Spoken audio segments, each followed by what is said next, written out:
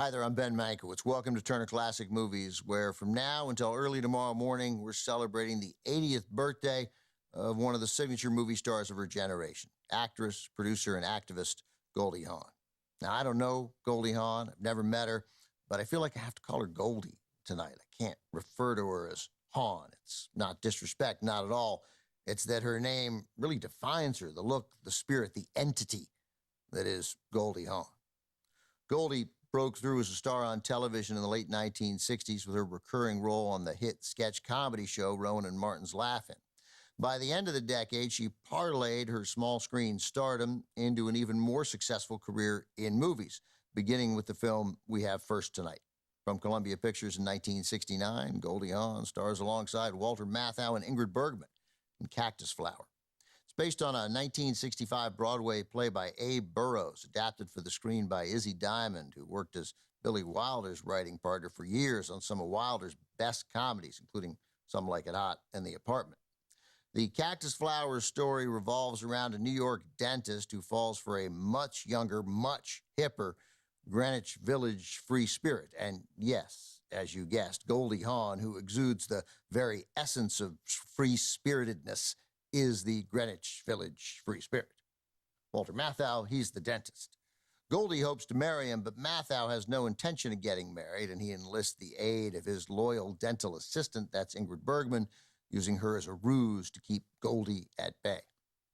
Goldie Hawn, just 23 years old when she made Cactus Flower, had only one other credited film role prior to this, a bit part in a musical released a year earlier. As this represented Goldie's first substantial acting gig in Hollywood, her billing came third behind two veteran stars, Matthau and Bergman. But Goldie more than held her own, and her performance earned her an Academy Award nomination for Best Supporting Actress, which she won. 1969, directed by Gene Saks, also with Jack Weston and Rick Lenz. Cactus Flower. Cactus Flower received just a single Oscar nomination, Goldie Hawn as Best Supporting Actress. She won the award, making her an Oscar winner at 24 years old. The win came as a complete surprise to Goldie, who was just getting started in the movies. She was not in Hollywood to accept the Oscar, which was presented by Fred Astaire.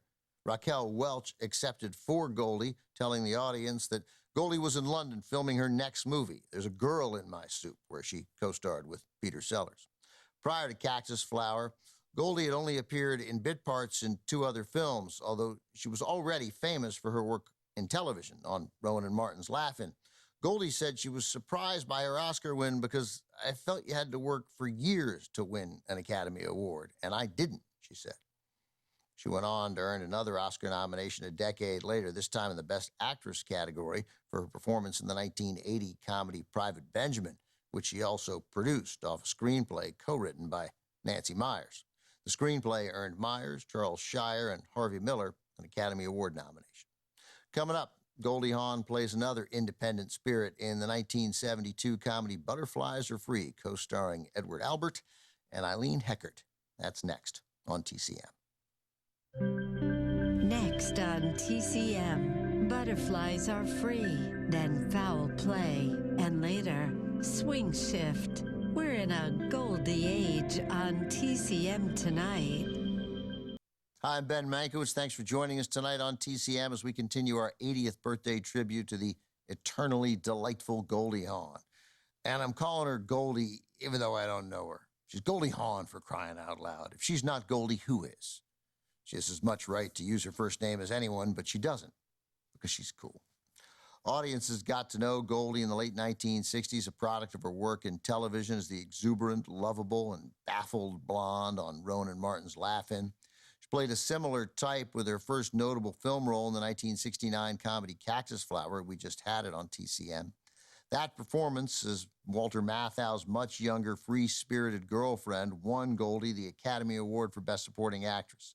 Similar roles quickly followed, including in the film we have next. This one's from Columbia Pictures in 1972, Butterflies Are Free. The story follows a charming, intelligent, young blind man who moves out of his overbearing mother's home to try to find some independence. He forges a bond with his new next-door neighbor, Jill, a kooky free spirit. And I don't need to tell you, that's the part played by Helen Hayes.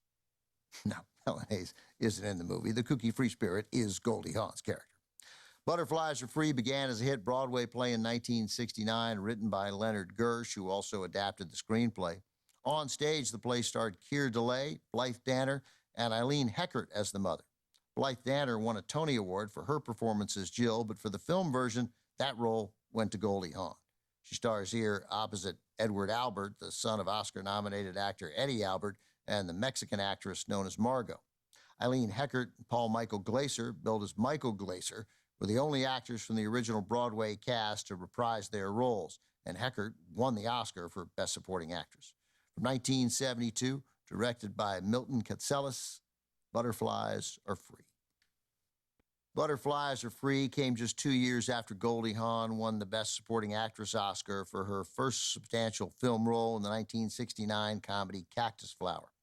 She played a similar character type in Butterflies Are Free, but this time around, no Oscar nomination came. The movie did, however, win again in the Best Supporting Actress category for Eileen Heckert's performance as Don's overprotective mother. It was a role Heckert knew well. She originated the character in the Broadway production in 1969. Her performance in the play also earned her a Tony nomination. Goldie Hawn picked up a Golden Globe nomination for Best Actress in a Comedy for Butterflies Are Free, her third of 9 Golden Globe nominations so far. For her follow-up, she went on to star in The Sugarland Express, a crime drama with some dark humor based on a true story. Sugarland marked the theatrical film debut for an up-and-coming director named Steven Spielberg. Coming up, Goldie Hawn and Chevy Chase co-star in a mystery comedy written and directed by Colin Higgins. Foul Play from Paramount, 1978, is next on TCM. Next on TCM, Foul Play, then Swing Shift, and later, Best Friends. TCM is worth its weight in Goldie tonight. Hey there, Ben Mankiewicz with you. Thanks for joining us tonight on TCM, where we're celebrating Goldie Hawn's 80th birthday. Up next, a film that came a decade into Goldie's Hollywood career. It's a comedy mixing a dash of Hitchcockian mystery with a sprinkling of romance. From Paramount in 1978, written and directed by Colin Higgins, Foul Play. Goldie Hawn is Gloria Mundy, recently divorced. She's a shy librarian who finds herself caught in a deadly game of criminal intrigue. Chevy Chase is Tony Carlson, a cop unable to keep himself from falling for Gloria. Goldie Hawn and Chevy Chase had somewhat similar paths to stardom. Both got their big breaks on sketch comedy TV shows. Goldie rose to fame on Rowan and Martin's Laugh-In the late 1960s, while Chevy was one of Saturday Night Live's original not-ready-for-primetime players. As this was Chevy Chase's first film after leaving SNL early in the show's second season, Goldie Hawn was at the time considered the more bankable draw. Her billing came first, though both their names were above the title on the poster. Goldie had already headed the cast of several high-profile movies, including Steven Spielberg's feature debut, The Sugarland Express from 1974. She also had an Academy Award, Best Supporting Actress, for her first meaningful film, the 1969 comedy Cactus Flower. Foul Play became a huge hit, boosted Goldie's star power considerably, earning her a Golden Globe nomination for Best Actress in a Comedy or Musical. Hawn and Chase's on-screen chemistry worked so well that they paired up as a romantic couple once again in the Jay Sandrich-directed comedy Seems Like Old Times 2 years later. Felt like a sequel to Foul Play, which was certainly the idea, but technically it isn't. They play different characters. Here they are together for the first time from 1978, also with Dudley Moore and Burgess Meredith. Foul Play. Foul Play represented screenwriter Colin Higgins' debut as a director. Higgins wrote the 1971 cult classic Harold and Maude, as well as Silver Streak from 1976, starring Gene Wilder and Richard Pryor, which showcased Higgins' love for genre mashups. With Foul Play, Higgins paid homage to director Alfred Hitchcock in a number of ways. Goldie Hawn's character fit right in with Hitchcock's blonde leading ladies, Grace Kelly, Kim Novak, Eva Marie Saint, Janet Leigh, Tippi Hedren. The suspenseful plot twist mirrored elements of Hitchcock's The Man Who Knew Too Much from 1956. Even the wide shots of San Francisco's landscapes where Foul Play was filmed recalled Hitchcock's 1958 thriller Vertigo.